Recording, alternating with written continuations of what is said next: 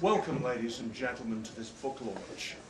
My name is Steve Luxton, and I've been asked to make a few introductory remarks, but not a speech. And I want to introduce you to Susan Palmer, whose book launch this is. And this very chic and flashy looking book, Aliens Adored, is the book that's being launched. What can I say about Susan?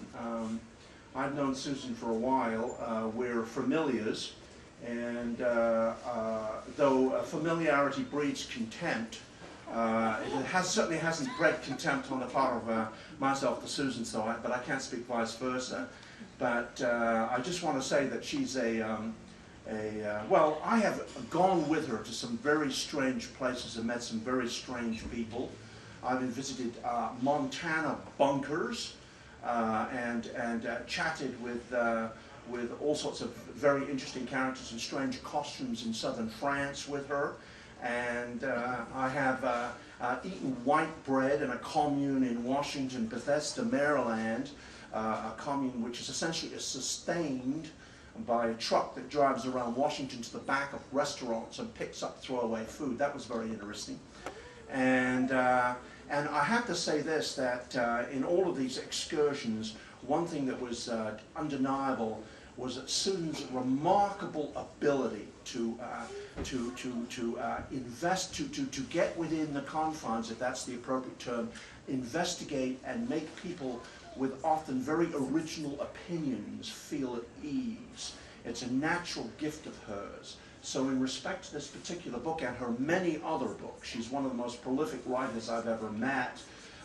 What you find here is the work of somebody who has a capacity beyond almost all other religionists I know to talk her way, if that's the appropriate term, into a community and to investigate it in depth, avoiding the sort of sensationalism that the newspapers love to sell newspapers, avoiding reflexive sort of secular liberal denunciations and prejudices against strange groups, which we all tend to be prey to. In other words, she is a brilliant investigative scholar, and this book embodies that. Susan. Wow.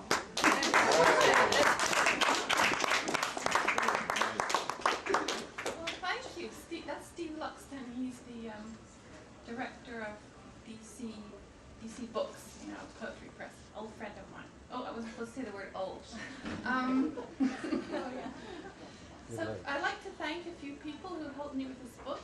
First of all, I'd like to thank the Raelians for just being Raelians. Are there any here, Susan? Pardon? Are there any here? Well, I would like to thank Nicole, who's a bishop in the Raelian Church. She was the first woman to be made a bishop in the Raelian Church, and she actually has been very helpful all along with, I checked my facts with her, and she read some of my early material, and I was really impressed how she didn't try to, rewrite it for me like many new religious women do. And she just said, you got the wrong date, you spelled this wrong, your French is lousy. She's a French netty, she's a French teacher. And I would like to, thank Steve he's always been my mentor in my prose style. And I'd like to thank my kids for being so annoying and driving me to study new religions as an escape. And also for letting me drag them around to communes and things, as my little fellow researchers.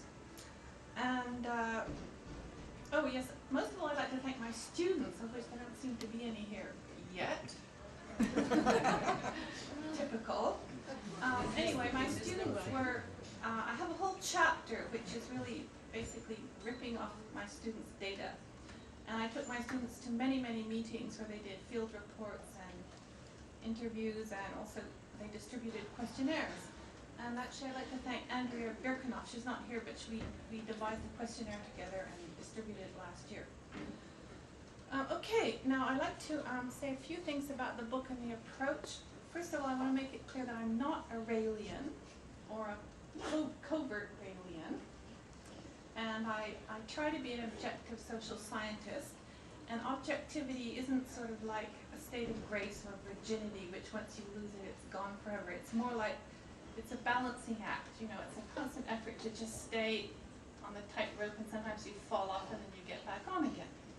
So anyway, that's what I've tried to do in writing this book, is to try to be, you know, value-free, objective. And if some things I say can be used by the anti-cult movement as ammunition against the Raelians, well, that's tough. And if some things can be used by the Raelians to say, yay, we're a real religion and we're great, that's great. I mean, that's the way it is. So, and the other thing I want to say is, I think it's really important to study new religious movements. I see new religions as baby religions, and there are over 800 of these little baby religions in Quebec, and they're really fascinating. They're intrinsically interesting, and there aren't very many people studying them. In fact, there's hardly anyone studying them. And they go through fascinating phases, and I think we learn a lot about spirituality. We learn a lot about how groups of people doing religion together behave. We learn a lot about developmental stages in religious movements.